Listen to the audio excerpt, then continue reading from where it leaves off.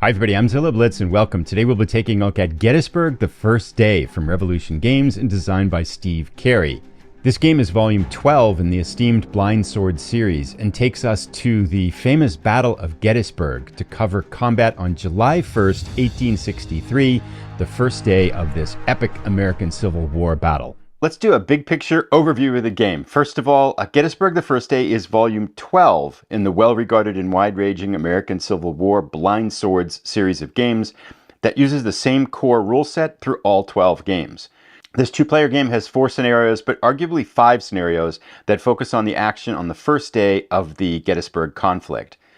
Gameplay information varies by the scenario you play, so the short scenario is only 3 turns, while the longer first full day scenario is 18 turns long. Subsequently, while each turn represents 30 minutes of historical time, the historical length of the game is going to vary from 1.5 hours to 9 hours.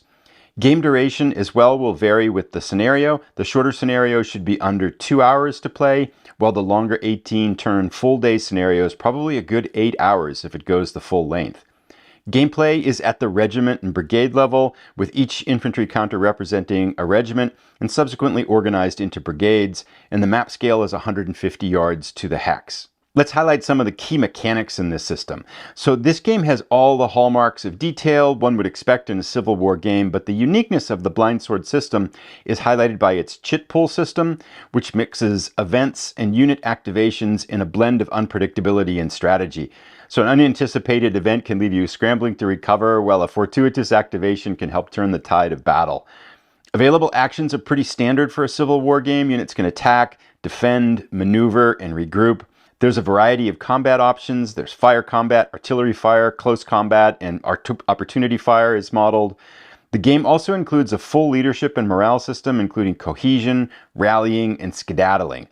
Connected to this are degrees of unit decomposition, if you will, a battle-worn side to the counters, wrecked units, and then shaken units.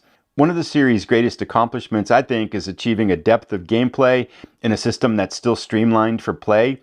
This is not a complex series, as is often the case with Civil War systems. Let's explore the documentation next. There are 3 things to look at. We've got the series rules, the exclusive rules, and then the scenario book. Now, this is the series rulebook updated to version 1.4 in 2025 this year. Now, this is a 16-page document that handles the rules for all of the games in the 12-game series, which makes it so nice when picking up new games in this series. So these are the same across all 12 games.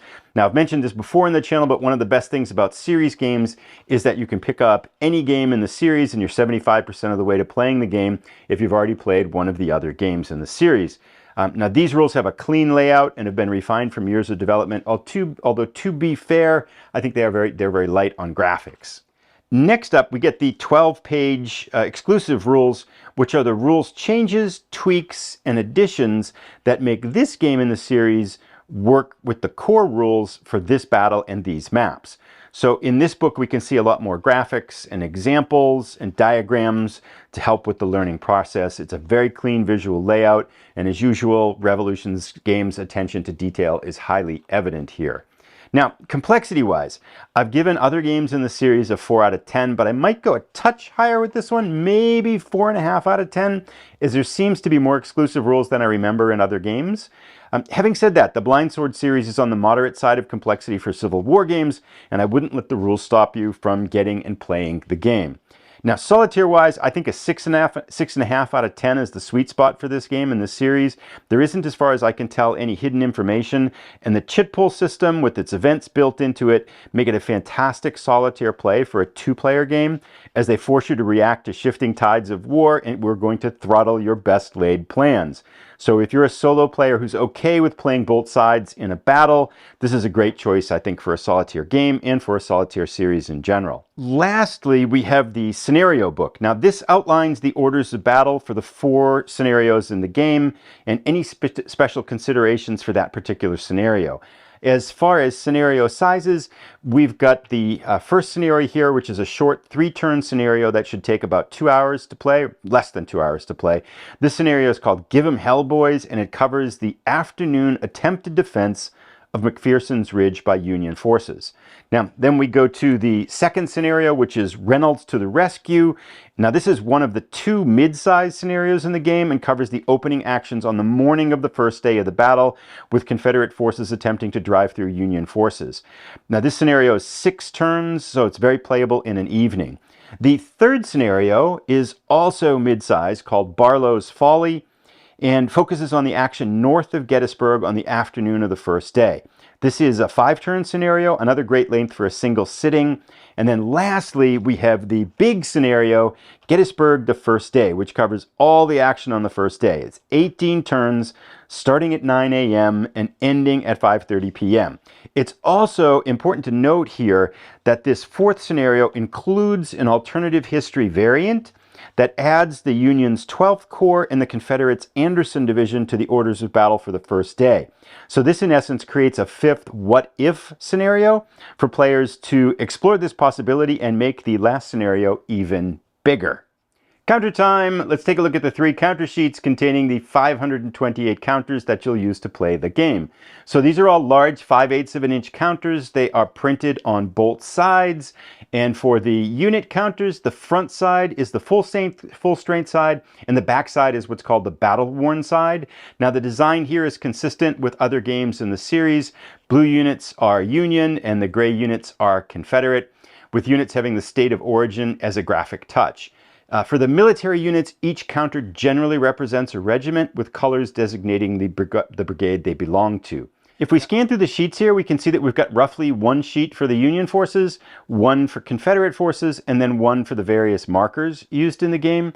On the Union sheet, we can see that in addition to the military units, we've got various counters used to facilitate the role of leaders in the battle, and then a bunch of Union event sheets, and the Confederate forces have a similar layout.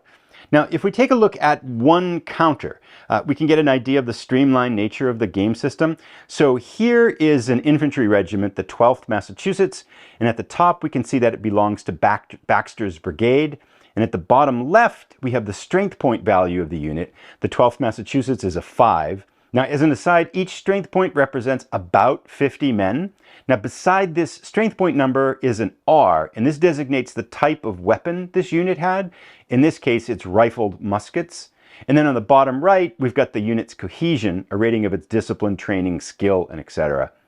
Lastly, here in the counters, we have the marker sheet, which holds all the markers to manage gameplay. Most of these consist of rect counters, and then shaken counters and fire move counters.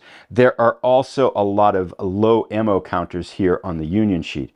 Now, all in all, I like the way, I've always liked the crisp design of the counters in this series. They're easy to read, large, and they just work really well in gameplay. Gettysburg the First Day comes with a rather hefty set of 9 player aids, with a few of them doubled so that each player can have their own copy. First up, we have here the general records track for tracking turns, eliminated units, victory points, and then broken unit tracking.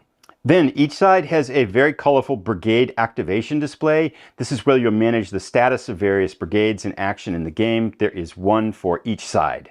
Next up, we have 2 identical sets of player aids that provide the sequence of play and game information that's all contained in tables. So these are double-sided, and there is 1 for each player. So we can see here cohesion test tables, terrain key, and then on the back side we have the very large combat results table. On the second one, on the first side, we have a detailed and very helpful sequence of play chart. And the back side, we have some other tables for things like terrain effects, stacking, and brigade orders. And again, these are both identical, 1 for each player. Lastly, we have a Union Confederate event player aid. So these have explanations for the various event chits for both sides, as well as what happens when you pull the Fog of War chit, which in itself can spawn another level of unexpected events. The event system in these games is one of my favorite elements, as it adds a good variety, narrative, and unpredictability to each scenario, but it's never really felt too overpowering or unbalancing. Finally, the maps. So one of the nice features that Revolution Games has been building into their blind sword system is that they provide smaller maps for the smaller scenarios in the game. To this point, in Gettysburg the First Day, we actually have 3 maps, all single-sided. There are 2 17 by 22-inch maps and 1 22-inch by 34-inch map. So here we're looking at the first smaller map, and this is used for the first scenario, It should be turned this way. I've just turned it sideways so we can see it on the camera. Now, what's really nice here is that all the borders and gameplay boundaries are defined. And I really like the art style on these maps as well. Terrain is clear, altitude is clear. It's just a set of maps that, like everything else in this series, makes it really easy to play the games. The second map is for the third scenario, which focuses on the action north of Gettysburg. So we can see Gettysburg down here. And again, I should also mention too, these are all paper maps, so investing in some plexiglass to cover them might be a good way to increase their durability. Lastly, the 22-inch by 34-inch big map is used for 2 scenarios and that historical alternative. And we can really start to get a sense of the scope and scale. So we've got the town of Gettysburg here. We've got woods, a bunch of runs and creeks. And then we can clearly see the altitude. Here is Oak Hill, the highest point over here. And then we've got the ridge lines easily marked. So it just really feels like this is a map that facilitates gameplay. It doesn't get in the way, and it just really captures the essence of the geography that's present for this battle. Now, as we look at this big map, let's talk a little bit about victory conditions and how they work in the game. So victory is determined by a variety of 3 different factors depending upon the scenario, and they're all very traditional factors in determining victory. So some scenarios have an instant win condition depending upon getting a certain geographical objective. And then if that doesn't happen, or it isn't in a scenario, then victory is generally a mix of victory point locations gained and enemy casualties inflicted. We can see here some of the victory point locations on the map. Whichever side has the most victory points at the end of the battle wins the battle. And just so I don't forget, the game also comes with 2 dice. And there we have it, Gettysburg The First Day from Revolution Games and designed by Steve Carey. It is really great to see this series continue to grow. And to a person, the people I've talked to who have played games in this series have really enjoyed them. This is most definitely an accessible Civil War series with the rule set and gameplay combination that have a great balance of authenticity and playability. Now, if you've enjoyed this video and would like to check out another of Steve Carey's Blind Swords games, I've got an overview to his Shiloh The First Day game, and I'll put a link to it right here. Thanks so much for watching, everybody.